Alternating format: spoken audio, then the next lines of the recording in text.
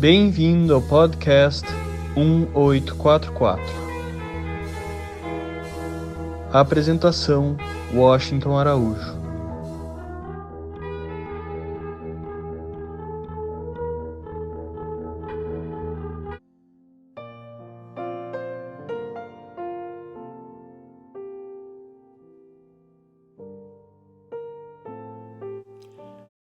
O podcast de hoje será um pouco diferente.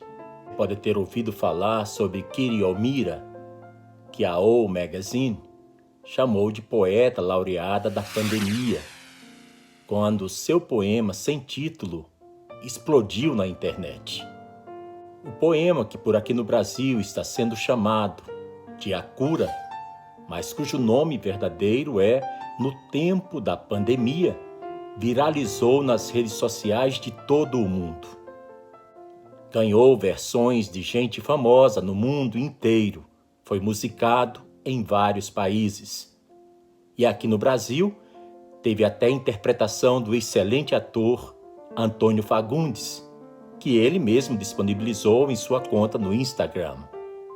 O fato é que este texto poético chegou a ser atribuído à escritora católica franco-irlandesa Kathleen O'Meara, que viveu entre os anos de 1839 e 1888. Corre na internet que esse poema, com ar premonitório, seria uma referência à pandemia do coronavírus e que teria sido escrito por ela em 1869. Não foi. A verdadeira autora do texto é Kathleen O'Meara, uma advogada criminalista que vive em Michigan, nos Estados Unidos. Costuma escrever reflexões sobre a vida em seu blog chamado The Daily Round, sob a alcunha de Kiri Omiira. E atenção, o texto é muito recente, foi publicado por ela no último dia 20 de março deste ano. De acordo com O Magazine, Omiira escreveu o poema de uma só vez, transbordando após meses de ansiedade acumulada ao assistir a pandemia surgir no noticiário. Aqui está o poema. A cura ou no tempo da pandemia. E as pessoas ficaram em casa, e leram livros e ouviram música. E descansaram, e fizeram exercícios, e fizeram arte, e jogaram. E aprenderam novas maneiras de ser. E pararam, e ouviram mais fundo. Alguém meditou, alguém rezava, alguém dançava. Alguém conheceu a sua própria sombra, e as pessoas começaram a pensar de forma diferente. E as pessoas curaram. E na ausência de gente que vivia de maneiras ignorantes e perigosas, sem sentido e sem coração, até a terra começou a curar. E quando o perigo acabou e as pessoas se encontraram, eles ficaram tristes pelos mortos. E fizeram novas escolhas. E sonharam com novas visões, e criaram novas maneiras de viver, e curaram completamente a terra, assim como eles estavam curados. Esse poema me lembra um ensinamento psicológico sobre mudanças, que aprendi ainda nos tempos da faculdade, chamado descongelar, trocar, congelar. É uma metáfora de como, quando a tragédia ocorre, a mudança pode acontecer sob certas condições, ou as coisas podem voltar a ser como antes eram. Isso é especialmente importante hoje, e você verá o porquê daqui a pouco. Imagine uma folha congelada em uma lagoa. Na primavera, os raios do sol aquecem a lagoa e derretem o gelo para que a folha não fique mais presa no lugar. Pode flutuar. pode ser levada a um local diferente na lagoa. No inverno seguinte, quando o clima se torna gelado, a folha é renovada. Se o vento não puder alcançar a lagoa, a folha não se move e, portanto, recongela exatamente onde estava antes. Se houver vento, a folha poderá congelar novamente em um local diferente. Quanto mais forte o vento, mais a folha se move antes de congelar novamente. Apesar do quão difícil é esse tempo, podemos ver claramente o quanto estamos melhor quando nos conectamos, quando experimentamos o quão fortes são os ventos da união. Essa é mesmo uma bela metáfora da mudança. Nós somos a folha, e nos últimos anos ficamos congelados em tribalismo, divisão e racismo. E à medida que as preciosas calotas polares da nossa terra estavam derretendo, esse gelo ao nosso redor estava ficando mais espesso. Agora, a pandemia surge e, de certa forma, é como o calor derretendo o gelo da alteridade, liberando a folha. Nós, a folha, agora podemos nos mover. O vento significa aquelas forças de conexão e amor, e os sentimentos que surgem quando lutamos juntos e não separadamente. Ficamos congelados por muito tempo. Meditação, oração e observação de nossos comportamentos nos ajudam a ver de maneira clara.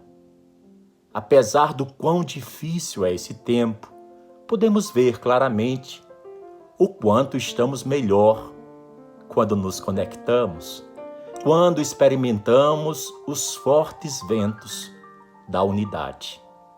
Aqui está uma ciência de como isso funciona. Nosso cérebro toma decisões com base em quão recompensador é um comportamento. Dada a escolha entre bolo e brócolis, acompanhamos o bolo, porque nossos cérebros percebem que o bolo é mais denso em calorias, é mais gratificante. Eu chamo isso de a maior e melhor oferta. A maior e melhor oferta funciona em nossos cérebros para ajudar a quebrar hábitos não saudáveis e a iniciar novos hábitos. Você não precisa se convencer de que a bondade parece melhor do que a maldade. Você não precisa se convencer de que trabalhar em equipe é melhor do que trabalhar sozinho ou um contra o outro. E quando você realmente presta atenção, vê claramente que a gentileza é a maior e a melhor oferta. Seu cérebro está realmente configurado para dar a melhor resposta. E a melhor resposta é a unidade. Como a poeta Naomi Shihab escreveu em seu lindo poema Bondade, que faz parte da coleção Words Under the Words. Antes de saber o que realmente é a bondade, você deve perder as coisas, sentir o futuro se dissolver em um momento, como sal em um caldo enfraquecido. O que você segurou, o que você contou e cuidadosamente guardou, tudo isso deve ser perdido para que você saiba como a paisagem entre as regiões da bondade pode ser desolada.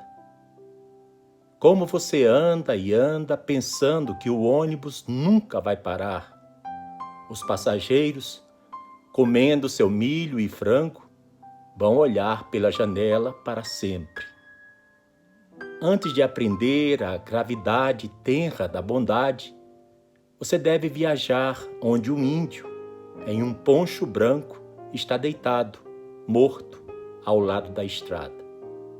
Você tem que ver como poderia ser você ali. Como ele também era alguém que viajou durante a noite com planos e apenas uma simples respiração a lhe manter vivo.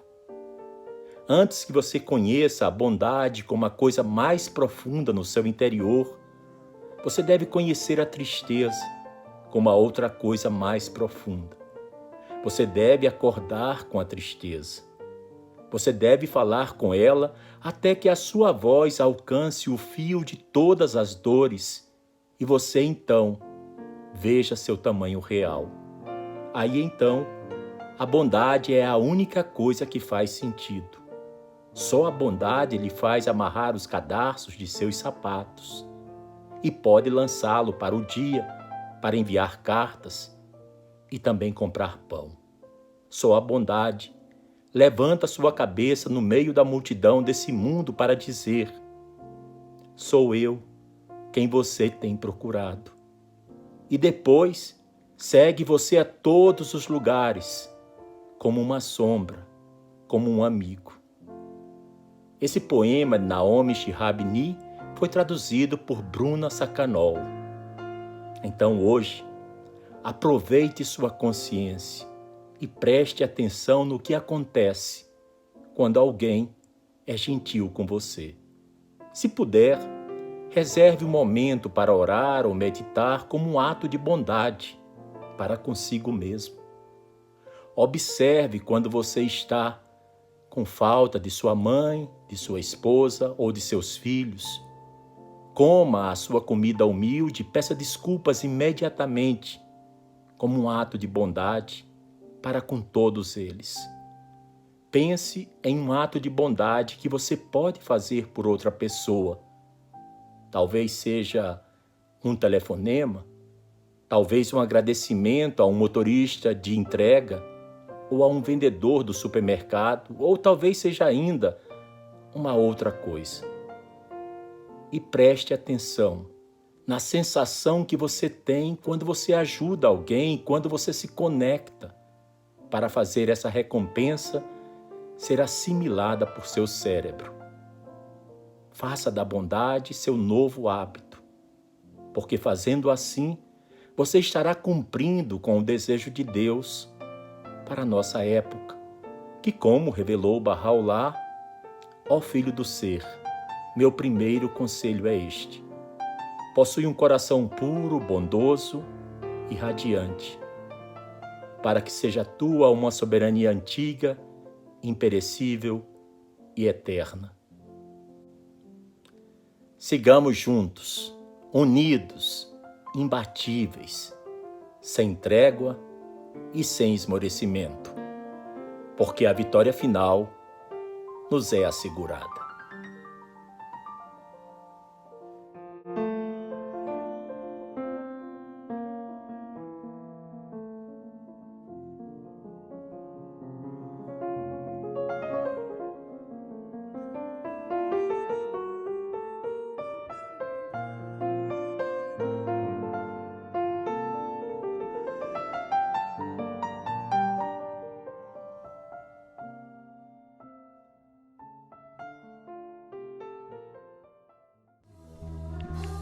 Você acabou de ouvir mais um episódio do podcast 1844. Agradecemos sua audiência e lhe convidamos para ouvir nosso próximo episódio semanal. Apresentação e comentários: Washington Araújo. Trilha musical composta por Ian Garbinato. Vinhetas: Diogo Garbinato.